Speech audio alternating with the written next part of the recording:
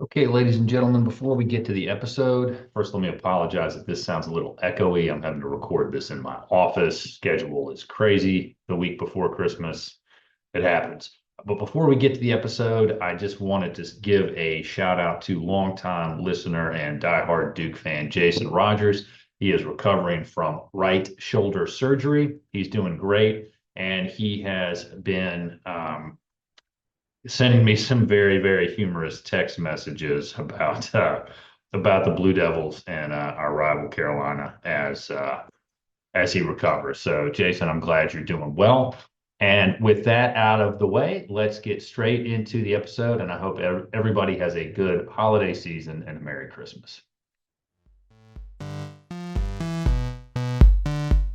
Welcome back, ladies and gentlemen, to another episode of the Bull City Coordinators Duke Football Coverage Podcast. Go to our website. You can find us there, bullcitycoordinators.com. We are everywhere you get your podcasts and are on most of the socials at Duke FB Coverage. You can also listen to our companion podcast project, the Classical Antiquity Side Quest, which is on a couple of socials, Blue Sky and Mastodon at Antiquity Pod. Drop episodes about once a month, generally covering topics from classical antiquity, but uh, also get into broader antiquity-based themes and topics. Now, we're not going to talk about that today. What we instead are, well, we were going to talk about, per the suggestion of Connor O'Neill, we were going to do a special episode with our Richlandia correspondent about his preseason prediction. That would be me. Unfortunately, no, this is not time for you. Just wait. You will get there. Unfortunately, instead, we're probably going to spend a lot of time talking about why in the heck do we even care about bowl games, or should we care about bowl games? Because there has been a little bit of roster turnover in Durham, particularly in regard to the quarterback room. So we're going to talk about the departures of Malik Murphy, Grayson Loftus, and the coronation of King Henry IV. And we're going to do that with Richlandia correspondent, my dad, who I think for once, maybe twice in his life now, has been right in his preseason prediction. 2013 would be one. You predicted him to have 10 wins, and I think you were right, although we never discussed it beforehand. But I'll give you the credit for your annual preseason win-loss prediction that year, and then this year you called it 9-3, and that's where the Blue Devils sit as we will watch our guys head into a Gator Bowl matchup with a fully healthy and full rostered Ole Miss team led by Twitter captain Lane Kiffin. So we'll turn it over to the Richlandia correspondent now. What are your random thoughts about this quarterback situation? Well, first of all, let me welcome everyone to today's episode, which I'm going to call Bowl City Coordinators. And Don't quit your also day job. a shout out to myself.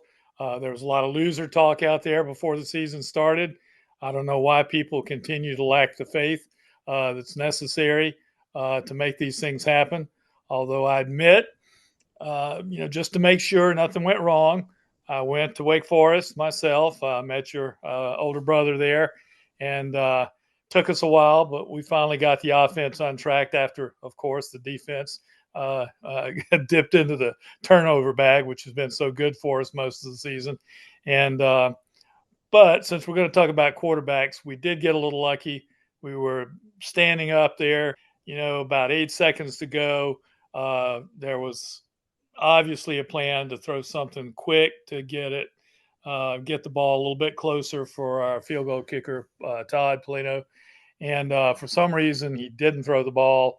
And for some other unexplained reason, the Wake Forest corner, who was about 35 yards away, decided to look into the pocket for some reason. And boy, Jordan just turned and burned, and we got lucky. Malik laid it right there. Little side note, got to meet Malik's dad. He was I don't think actually it's a staying. little side note. We seem to A be little well side note, past he the was question, but staying at the continue. same hotel. We had a little I had a short conversation with him.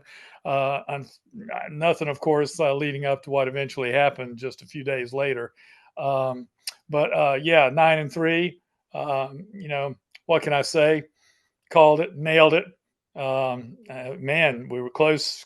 Should have been at least 10-2, but real pleased that they got to 9-3, and just these kids, this senior group. We have to give Cut some credit here for bringing in some talent, and 2 other coaching staffs now that have done a good job with them. And but these kids, I think, have something in them that's kind of special, that has allowed them to deal with 3 coaching staffs in their brief careers at Duke, and it's meant a lot for me. It's helped me through a lot of stuff, a lot of distractions that are going on in my life, and I'm so grateful for it and grateful for these kids. And it's just really frustrating to see, haven't made bowl plans yet. Really wanted to go again. We had a good time last year, successful trip down to Birmingham. But, since money seems to matter so much now to some of these kids, it's hard to, get quite as excited. I know I should be there for the rest of the kids, but, who does that to your teammates? I understand there's a time frame here for the portal and that sort of thing. But leave your teammates hanging out to dry. That's just not something that's easy for me to respect. And then, I've been a big fan of Grayson Loftus for a long time, and I can understand his decision because, we're hearing a lot of stuff here. I can't confirm or deny a lot of this, but a lot of stories about how Malik came to his decision, and that it wasn't maybe entirely his or entirely greed. But I think Grayson. Wait. Let me just jump in for a minute here because Okay. I do want to say I do want to say this. My understanding is that there was a conversation between the coaching staff and Malik that said we're going to go in another direction. Hence I think the timing and the quickness with which the former Tulane quarterback committed. So I don't feel that it's fair for us as fans, and I know this is not to the extent journalism still exists in this country. I know that this is not looking at you, ABC News. I handle defamation cases. You guys can email me, bullcitycoordinators@gmail.com. You can email me, and I will tell you in complete detail why, under the New York Times v. Sullivan actual malice standard, that is a legal head scratcher. That's not the point of today, but that broke when we're recording this. So I do want to say something about that. Please email me about it. Happy to have a thorough legal discussion with anybody about that. But let me just say this. I don't think that we can accuse players of greed or acting, and I don't think we should use that term if a player goes into the portal, because as far as what I understand, and I trust Connor on the Big J Little J podcast 100% on this, if the coaching staff said, look, we're going to go in a different direction, and Murphy says, okay, I'm leaving, and I appreciate if there was some arrangement to get him to play in the bowl game, he says no. I think if players leave, you just saw the business end of this process play out, and they've got to be taking care of themselves. So I don't think we should say we should use the moniker or the terminology or the characterization greed to describe a player's decision to go in the portal. But that's all I wanted to get out there.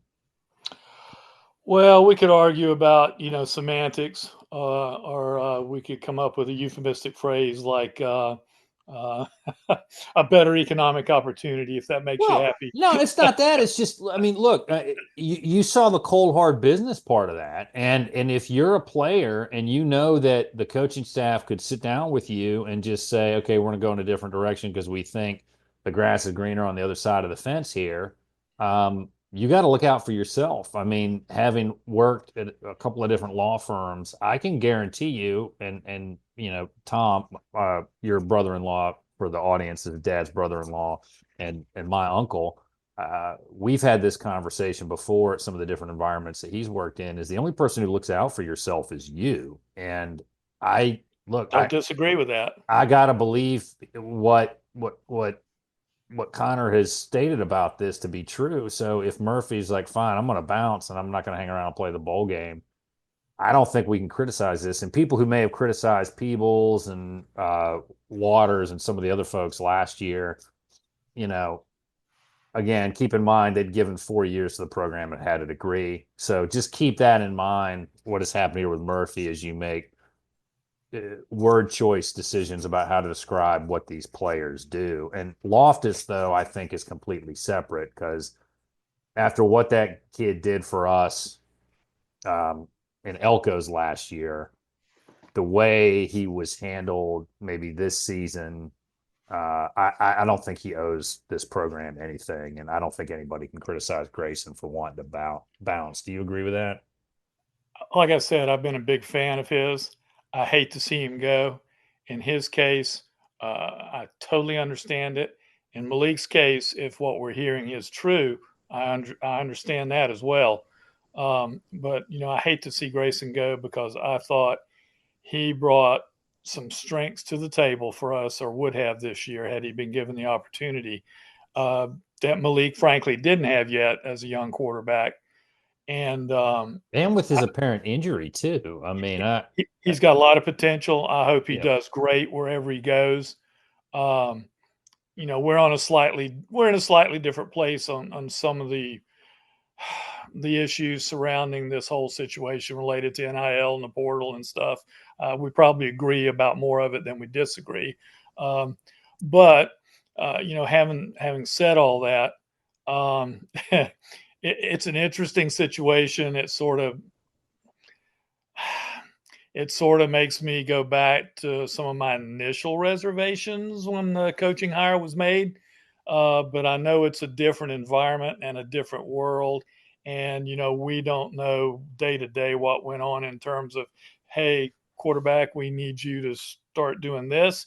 And how come you're not still doing this 3 weeks later? Because we've had this conversation before. And then at the end of the season, it comes to a head, like you're saying, with, hey, we need to go in a different direction.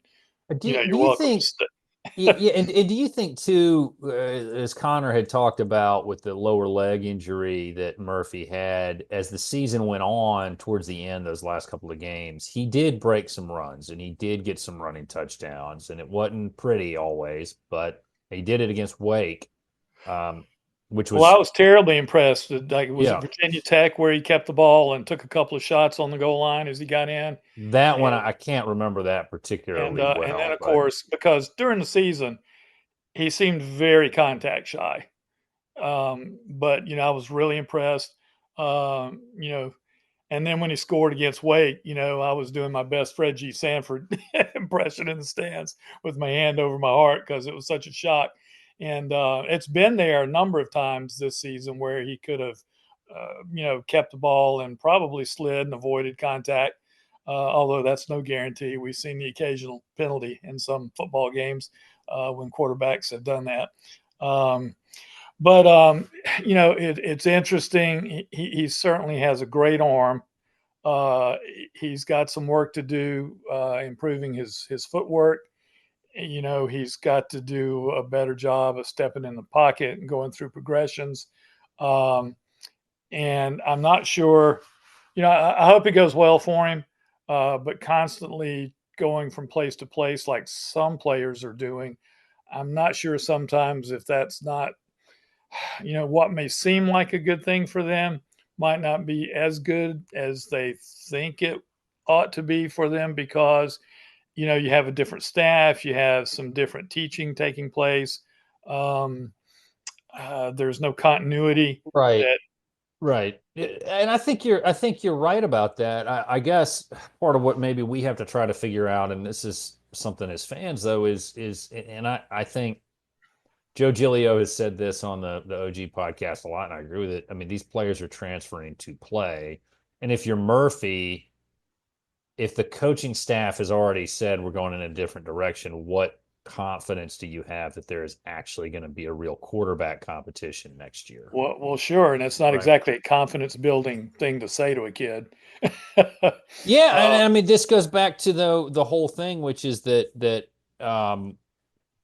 and we can talk about this with bowl games. There are problems with the calendar that can't be fixed. With you've got to get the kids admitted into the school, they've got to Right. apply, they've got to get there, and that's when bowl season's going on. So you can't really just say, okay, we're going to move the portal back, right?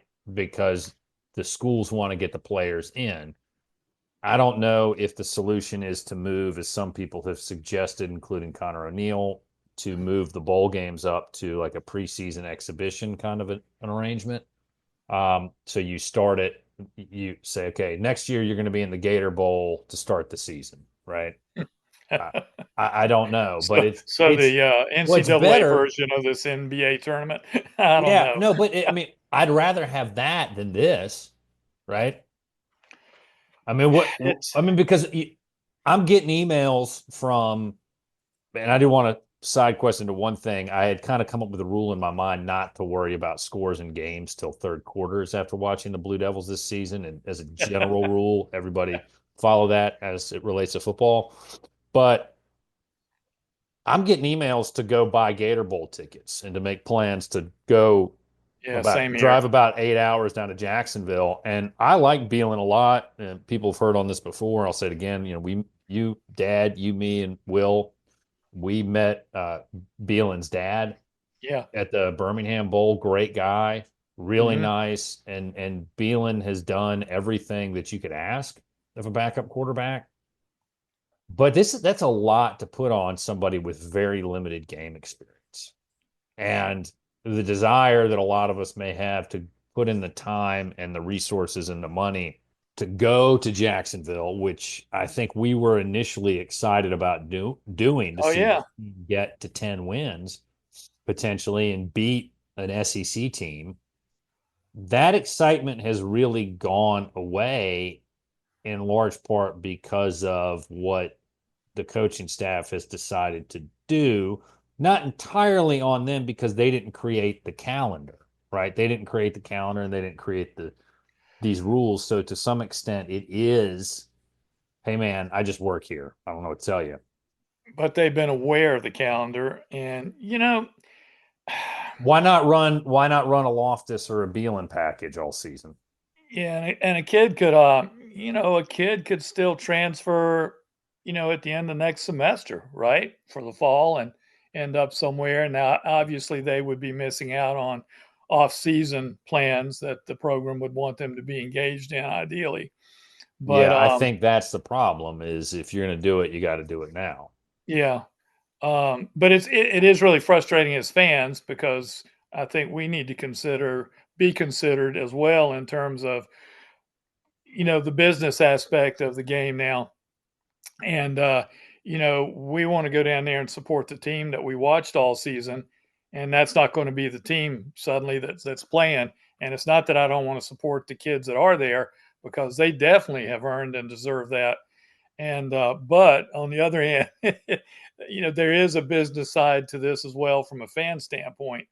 Um, I like I told you earlier, I love these guys. This has been a great group to watch grow and improve and come back from injury. In the case of Eli, for example, Oh and yeah. How can you not love that kid? oh yeah, and those are he and Jordan and really the whole receiving core. And I tell you who else is just really I've become a huge fan of is the kid at tight end for us now after we lost Taylor. two tight ends. He has hustled to, run people down after turnovers. He blocks tremendously. And then we saw here at the end, he caught, what I would call for him, certainly a bunch of passes, Oh, against Wake. I think Uh, that should be to some extent the Jake Taylor coming out party game. I mean, and he's one that highlights kind of the depth issues at Duke. He didn't have a lot of experience. He wasn't someone that they had slotted necessarily, I don't think, to play this year. And once he got his sea legs under him, he seemed to get better and better each week. And I think you have to be excited about him going forward. you know what it Really, reminded me really of like what he did. just a little bit when Mr. Robinson finally got in a game with significant minutes against North Carolina in basketball. That last opportunity for him, and he just went off, and just sort of made me think of that a little bit. But obviously this guy got a lot more opportunities than he did in a lot of games. during the course of Robinson's career in basketball. But yeah, I mean, it's been a fun group to watch. It's been an amazing testament to the kind of effort and approach that you can take to challenges. I won't say adversity because that gets used an awful lot. And believe me, I know a little something about adversity these days. And I wish they'd kind of use some, speaking of word choices like you were talking about at the beginning. I wish a lot of people would maybe use that word a little less in sports, or at least more in particular situations where it makes more sense, and just use the word challenges instead, because it is a challenge to have one coaching staff, then another coaching staff, and then a third coaching staff before you get out of your university. And to do it and win like these guys have done, and for 3 seasons now, and be close to being even more successful. We've only had one double digit loss in 3 years now, I think. That would have been Georgia Tech ended up being 10 this year, but the Miami certainly, and even that game we were within a point early in the fourth quarter. So I love these guys. I love what the coaching staffs have been able to do with these guys, and the way the program seems to be headed in a lot of ways. But like we've talked about a lot off camera, this portal and NIL and some of that is just, boy, talk about a real challenge for coaches. And you can see why some people have left coaching recently. Tony, the Virginia basketball coach, most recent example. That one's hard to. I don't know. I can understand some. Well, the UVA one's a head scratcher. Some other guys maybe make a little bit more sense that they may just not want to deal with that. But to go to the bowl games that we were going to have, I was messaging with somebody about this. I just said, basically here was my discussion is, as far as investing my time and money in the bowl game, I don't care so much about investing the money because I can always make more money, or at least have a chance to make more money. And so I feel like I have a chance to earn that back. However, the time investment, you can't create more time. Yeah, So well, that's true. If you're going to go, you have to feel like you're going to get something that's worth the investment. And no knock. I won't take that personally, spending time with your dad. no knock on King Henry. Well, but here's the problem is you and I talked about this. We drive 8 hours, right? I drive 4 hours to see you, and we pick up, meet up at your house, and then we drive the rest of the way down to Jacksonville. I don't remember how many hours that was, but I think it's about 5 from here or so. Yeah, so about 9 hours, right? And then we go watch a game from 7:30 till about 11, right? Yep. And then we got to drive back like that. That's a lot. And how do we feel about our chances of coming away with a heroic, historic, great win of all time? No knock on King Henry. And I've been joking on social media in all caps, all hail King Henry. It's just a lot to ask of him in this situation. Yeah. Right. So, I just obviously I'm a believer, but still it's a shot. And actually, these kids have had kind of 4 coaching staffs because we had an interim coach in Birmingham last year. So, I mean, it's amazing what they have done, and maybe we should not let all this other stuff cloud our optimism. But it's hard not to, because the reps that those guys behind Murphy have gotten, are not the same kind of reps, that the starter gets for the most part, and certainly not the same number of reps. And it's just so unfair. And I hear they offered Grayson a chunk of money to stay and quarterback the bowl game. That I don't but know. Apparently he turned it down, if that is a true story. Well, and you can't blame him for that, because I'm not blaming him. I'm just saying this is. No, I know you're not. I'm just saying for other people who may hear that. Yeah. If he gets hurt, they don't have to honor your portal commitment, right? Yeah. which is kind of, that's something probably that needs to be addressed. Like many years ago, they addressed the whole thing where, some coaches used to, run players off so they could free up scholarships. And then they, changed that. And that's maybe something that needs to be looked at. But, obviously you and I can't fix that, today. So Right. just something to Here throw out. is what I think you're gonna see happen. Okay. I'm gonna get into a little bit of a prediction mode, which is dangerous. But I do wanna say this, okay? Is you're seeing a situation where there is a lot of money that is being put into individual college athletes. So all the stuff that used to be illegal and rules violations is totally fine now. So there's a lot of money, and the schools are trying to regulate that, right? There's some attempt to crack down. I shouldn't use that word. That's a value loaded word that I don't want to use. There's an attempt to restrict and take away and limit the extent of that. And you saw that hearing with everybody's most hated politician, Ted Cruz, where he had Nick Saban as kind of the just talking on Capitol Hill, going over all that about why he got out of coaching and all this stuff. And okay, whatever. But there is a growing movement, and Tommy Tuberville has made a lot of noise. I know. I mean, for him to complain about people bolting from place to place, we could spend a long time discussing that. But Does he actually live in his state yet or not? I'm who sorry. cares? Who cares? But he's talking about aggressively legislating this type of a thing, the NIL, the portal, and all that. Okay. So what you're going to have though is the players. I think the players are going to eventually realize that the only way that they're going to be able to protect themselves is by Unionize. forming a union. Because what's happening now is the NCAA has lost control over its member institutions, and there's good reasons and bad outcomes that are involved with that. Okay.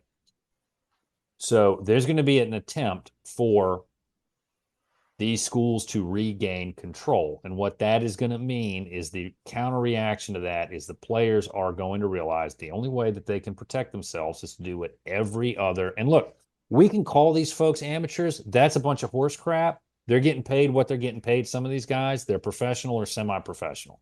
And they are going to look at the only way to protect themselves is the way that these athletes in different sports have been able to protect themselves is by what? By unionizing. Okay. It's professional baseball, professional football, professional basketball. They all have players' unions. The reason they do that is because the rulemaking authority is slowly creeping into the court system, okay, in the NLRB. And those are the places that are going to be in charge, de facto, unofficially, whatever terminology you want to use, of these sports going forward. And the way to prevent that is through collective bargaining. So it would not surprise me if in a year, 2 years, 3 years, there's a lot Better move louder fast. discussion about that. It's going to take time, but it would not surprise me if we see the players unionize, because that's really the only way they're going to be able to have control over it. And look, if you come in 1 year from Texas, they pay you money. I've heard what they've paid Murphy. I don't know if it's true because I don't have two sources on it, but or I don't feel comfortable saying it because I don't have two sources on it. And then he says, "Well, wait, what do you mean? You're just going to drop me? Like you're going to kick me to the curb and leave?" Well, there's no Okay. contract, I guess, right? So, Well, and that's I think, gonna be the counter, right? and to protect either side there, to protect the university, make sure you play in the bowl game or the playoff game or games, and then of course to protect the athlete as well. Uh, it's a, of course, I was going to say, it may sound trite, strange world in which we live, and I really hate that first person who said, "May you live in interesting times." No, Uh, no. but I tell you what, there's a lot of things going on that I never thought I would see after some of the things I have experienced earlier in my life. And this is just still kind of amazing that we've gone in the complete opposite direction of where, quote unquote, amateur college athletics was just a couple of decades ago, what was legal and illegal and that sort of thing. But yeah, there has to be some sort of organizing and collective bargaining and a move toward contracts to protect all parties involved, and which is going to be an interesting political time in which to do this, because I think we're going to see some real attacks on collective bargaining and organized labor and those kind of things in the next months or a couple of years.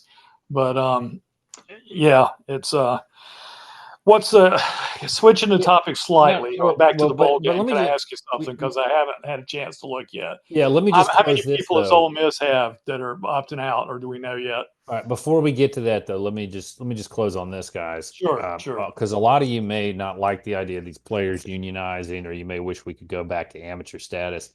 And I get that feeling, but what I will say too is, and this is one thing you got to think about, these schools are making a lot of money. Oh yeah. A lot of money off the name, image, likeness, and blood, sweat, tears, bones, injuries of these players, right? We saw it with, I believe his name was Grayson McCall for NC State. It looked like he died, okay, when he got hit in that last play of his career. All right. Yeah. So it's not unreasonable for the players to say, hey, shouldn't we get a cut of this? And why can't we just have the schools employ these athletes and have it all be contracts and have it be above board? So to turn to Ole Miss, I honestly have not really looked at that too often, okay? But my understanding is that not a lot of guys are opting out, and that folks are wanting to play in the bowl game. Looking at one fan-sided account, we know the quarterback is going to play, and there are Jackson Dart is going to play, and some other key players are going to play in the bowl game. So any portal news from down there? Or have you... Honestly, man, this is the problem that I have. I haven't really looked enough, because it's just something that I'm having a hard time making myself care about. I mean, I know that's crazy to say, but it's just like, okay, well, the staff made a decision about the quarterback based on this timeline. That's fine. I get it. But it's hard for me to sit down and really, really look at this. I'm not seeing a whole lot of guys outgoing as I'm pulling it up right now. So it's kind of interesting that this, because of the timing and the staff apparently having this conversation with Malik. I don't want to suggest that I have any kind of special information about this kind of conversation and what their thinking is, but you can't help but sort of think that to them, this is the main piece of the puzzle that they feel is missing to take this program another step forward next year, I guess, to have had that conversation then with someone who, in spite of his shortcomings and inexperience, was part of the reason. And I want to emphasize part there, because, it is still a team game. The defense a lot of was injuries. Fantastic. Yeah, we had some injuries that really probably, got in the way of us winning another game or two. And then Lee Rodeo would have been right. Or if we'd lost one more, not that I was rooting for that, I would. And isn't that what really matters? The answer is no. It's so from that standpoint, it's kind of interesting to think of that maybe where they're seeing the opportunities, obviously, for next year and beyond. The other thing is, man, it's hard as a fan to just go, well, I've been burned here. Is this guy going to be around 2 years at least? Or even though he's got, I think, 3 years left. Right. And I think part of what the staff may have been looking at is the schedule next year. You've got Illinois, Tulane, You got to go to Cal. You play Clemson. You That's play pretty bad Georgia when you start Tech. taking quarterbacks away from your scheduled opponents the following year. You play NC State, UVA. I'm not too worried about. Wake. I'm not too worried about. I'm not too worried about Chapel Bill in North Carolina. And then you play at Syracuse, but I don't know what their quarterback situation is going to be next year. Yeah, So yeah. playing Illinois is a tougher draw than playing Northwestern, which we normally play. And Should be, yeah. Tulane's well coached, although they've got some transfer departures, so we'll see. And Georgia Tech's always going to be tough because they're well coached. Clemson is still Clemson, apparently. So But did I hear that King's leaving there, or did I I misread think that? Haynes King said he was coming back if he Okay, was healthy. I okay. will do some research while you ramble for a little bit. Well, frankly, I like Georgia Tech's coach. I think he's doing a good job there. Uh, Yes, and he does plan to return in 2025, but please continue I rambling. would have been kind of surprised. I was kind of surprised to hear that that was a possibility of him leaving. So, on the one hand, I'm going, okay, that's fine, but if we have to deal with our own misfortune, stands to reason we're going to celebrate a little bit the misfortune of other uh, portal transfers or departures of our opponents. But it'll be an interesting. I hope our number one running back who was banged up most of the year. I hope we get him back because I was watching a replay from last year, and I tell you, he has some ability. So I hope he's 100% next year. Uh, that would sure make a difference. And if there's another guy out there like a star who could come in, um, that certainly wouldn't hurt. You can never have too much depth at really any position. But Well, and uh, as we are posting, as we are recording this, I shouldn't say as we are posting this, because we're not doing this live. We're not doing a live stream. I don't believe that Horatio Fields, the wide receiver from Wake, has made any announcement as of yet as to where he is going. But I think yeah, that was the he's latest thing I visited saw. Duke times two. So,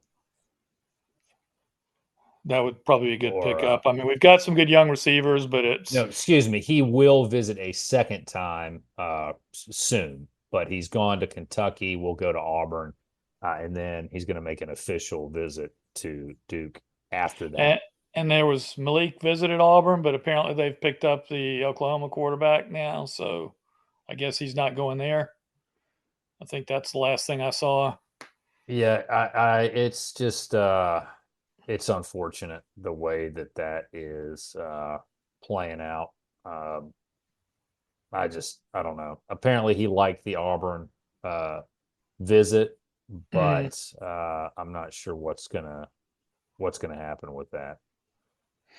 but the other thing we need to spend a few minutes on here is, accolades for me and my prediction and the accuracy of it, and it being the giving season. I'm certainly willing to accept presents from people and thank you gifts for making sure that it happened by, going up This there is 3 months after my second knee replacement to make sure that, we pulled it out against Wake Forest. And I certainly would appreciate any and all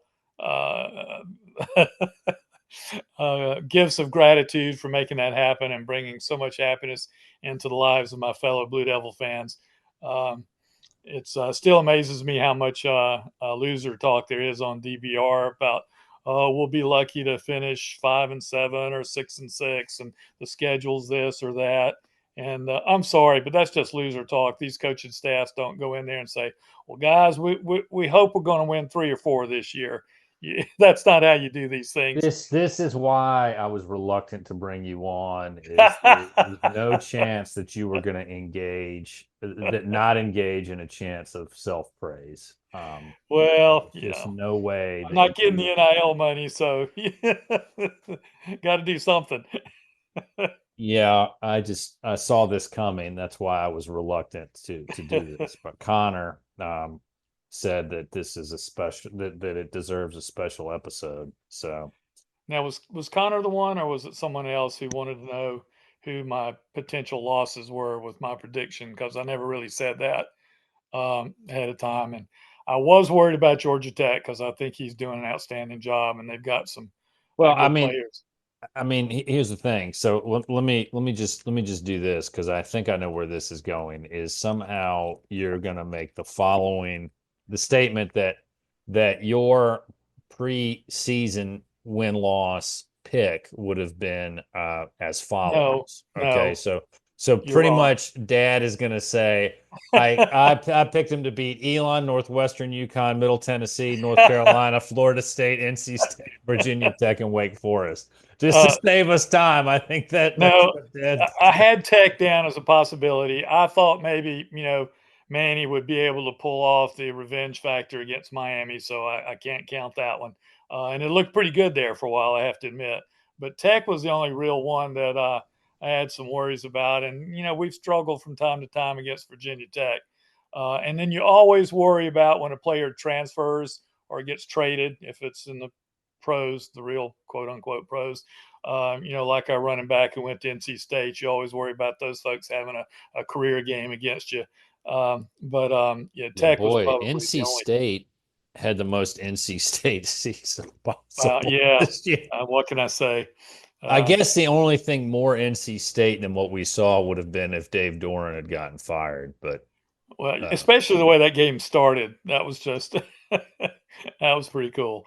I have to admit, but that was a wild one. So Dad is calling for gifts, uh, fealty, loyalty, any sort of attempt to get in his good graces. yeah, I'm surprised you didn't ask for a list that you could have, linked on the screen there for people. You Wish list. look, We can Dad. still do that, right? A broken clock is right twice a day, but your Duke football preseason Whoa. prediction picks are less accurate than a broken clock. Oh, listen, So man. this is There's just once. always going to be haters out there, listeners. Just Hold on a you second, got to Dad. We got an consider the source interruption here. here. Yes, Ada. What do you need? A little bit later today. Okay. Hi, Ada. All right. Grandpa loves you. Your grandfather says hello. She says hi. All right. Okay. So let's see.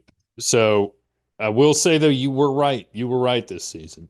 Whoa, well, freeze frame, everybody. Did y'all hear that? You were right, and the Blue Devils ended up winning. I don't think we've really solved any problems or talked anything out here as to where we all feel better about what's happened to Kind the of like when quarterback you were room. growing up, right? Yeah, I don't ever remember much happiness as a child, if that's what you're getting at. Same. So, uh, uh, but I mean, I guess here is where we are is things will always continue to evolve and change, and you just have to make a decision of whether you're comfortable with what things have changed and evolved into, and whether the new thing or the new iteration or the new whatever is really for you and about you. And That's a bunch of crap. what what I will say is, if there are some people who say I'm going to tune out after the regular season is over, I get that. I'm kind of there myself right now with the way the portal plays out. I want Duke to win, and I'm going to watch the game, but I suspect I will be playing a lot of music and maybe not be focusing on it too much, which is not a knock on these players. It's just asking so much from King Henry here, and I hope he can step in and play great. But again, if the plan was to move on from Murphy at some point, why not get one or both of your backups a few more reps, game reps here and there?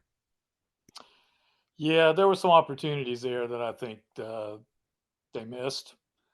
We saw them sort of, you know, do that a couple of times here once the red shirt, you know, game passed us by and, there were 4 games left or something like that. But even then, not as many opportunities as I thought we might see from Grayson, for example. But yeah, it's just the whole thing. It does put a slight damper on what was a really good and successful regular season that was close to being even more spectacular. And without SMU, Manny might even have gotten coach of the year. I was a little disappointed we weren't as better. We were pretty well represented on the all ACC teams in football, but I thought several of our guys deserved to be a little higher up, like first or second team instead of second and third.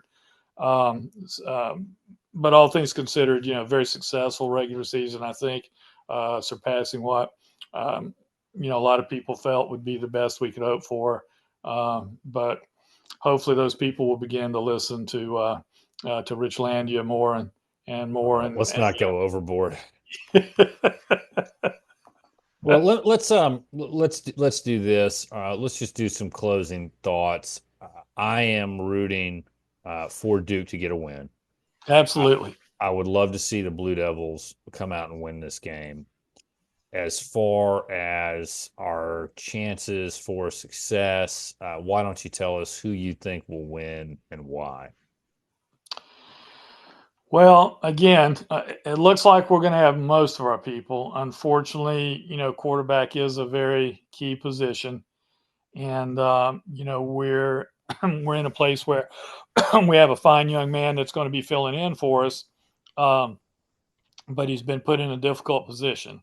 It looks like Ole Miss, unlike Florida State last year, is keeping more of their guys, and they seem to be willing or wanting to play in the game, unless we don't know and they're just disappointed that they didn't make the playoff or their conference championship game or whatever. I think if our defense plays the way that it's capable of playing, and our special teams play is really, really good, I think that gives us a chance. But I think realistically, because also we have not run the ball very well for a good portion of the season, I think our chances are not as good as I would like them to be. If I had to bet you on it, or bet significant amounts of money on it, what is the current spread? Isn't it double digits right now? I don't know. I don't pay any attention to the spreads. Yeah, I think you would have to favor Ole Miss right now, certainly. But you never know. Jackson Dart has not been flawless this season, but Ole Miss is a pretty good football team, and I think this will be probably one of the biggest challenges we've had, other than late in the game against Miami. So I'm gonna leave it right there. I think we have a chance to do this. I think the odds are against us, but the odds were against us a lot of this past regular season, and we ended up 9-3. So I'm gonna pull for them just as hard as I always pull for them.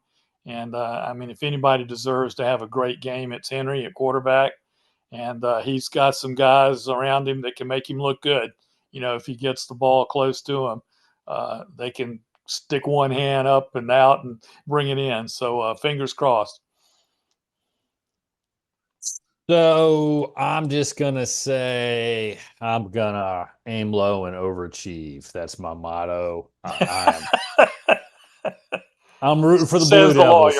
I'm rooting for the Blue Devils. Look, victory is all in how you define the parameters. So there you go. I'm rooting for my Blue Devils. I would love for them to get a win, and I hope we can find a way to fix this portal season. I don't have a problem with the players transferring, and I don't have a problem with them going to get a bag of cash. Coaches and everybody else have been doing it for years, and you get told certain things, you get to where you expect certain things, and then those things that you're told about and expected about don't end up coming true or being the case, and we don't accept that in our professional career. So I don't think we can really tell the players anything different.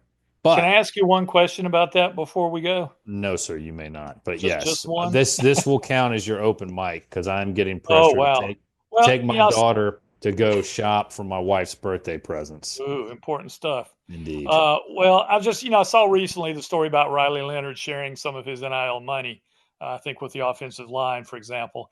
And I just wonder sometimes how this whole thing works in the locker room with those that aren't, the beneficiaries of some of these, bags full of cash, so to speak, and how tough that is, or what kind of challenge that is for coaches and their staff just to negotiate. But anyway, I defer back to you. And I have no idea on that one. I imagine there's probably, like a lot of people, they're supportive. Probably some people who maybe are a little jealous or a little bitter. I'm sure it's probably like that with everything that we have in life. So, but I don't know. I will ask about that with some folks that we have on the podcast later. Maybe my thought is for future episodes at some point, maybe to have Connor, Steve, or both on just to kind of recap what occurred. So, yeah, and if you can again, I need to. Well, I'm sure you would tell the players. I am accepting gifts from the players too. To if they feel like they want to send something my way, be sure to put my address up there, a link, or do you want me to just say it real quick? I don't think Mom wants you to put her I love you, address son. too out on all this. Okay. I don't know where Mom is. I feel like you've been unsupervised for a little bit longer. Well, just for a few days, she went up to see your grandfather and your brother and his wife. So, but everything's fine here. Absolutely fine. How are you? We leave you alone with the kids for a couple of hours and the government takes them away. All right. Well, with that, folks, that is the special episode to celebrate Dad's rare, but in this instance, it happened, correct preseason pick for his Blue Devils. He will probably get shirts made up commemorating this season, for which he will sell to you for a small, inflatedly large price. So, that's not a bad idea. if you want to get in touch with him, you can email me and I'll give you his contact information, bullcitycoordinators@gmail.com. Check us out on our website, bullcitycoordinators.com. We are everywhere you get your podcasts, I think. I mean, I've never really checked it, but I assume. And hey, hit us up on the socials at Duke FB Coverage. And you, of course, know you need to listen to Classical Antiquity Side Quest. We had an episode up, posted on December 11 with Anthony Caldelis, who is a professor of Byzantine studies, and we discussed his book, The New Roman Empire, as well as why we call the Byzantine Empire and not Romania, I believe is the correct pronunciation. Don't hold me to that, meaning land of the Romans, or just the Roman Empire, because that is what it was. And we have an interesting discussion about how people from what you could call the West have denigrated, insulted the East, in that case, the Byzantine Empire, and sort of just kind of taken things from it as an attempt to claim the mantle of Roman or Roman identity. So check it out. You'll enjoy it. And you all know we got a big bowl game coming up on January 2nd, 2025. Duke is back in a New Year's / post-New Year's game for the first time since, what was it, 1994? Is that right? Or the 95 when it was played? Yeah. I don't think the Peach Bowl was played after New Year's. Is that correct? Does that match with your memory? Possibly. And all remember, right, well, remember. Wait, about wait, this wait, wait, wait, podcast. hold on. We're just going to assume that I was right. We're not going to fact check it. And then I'll let Dad say one thing, and then we'll go Just back remember to about this podcast, folks. You heard it here first. Okay. 9-3 for the 2024 season. Let's go, Duke. Oh, my Lord. Anyway, we got a Gator Bowl coming up. You guys got to root for the Blue Devils. I'm going to root for the Blue Devils. I will be watching, and it's going to take a team effort. Everybody's going to have to get on board and say, as always, go Duke.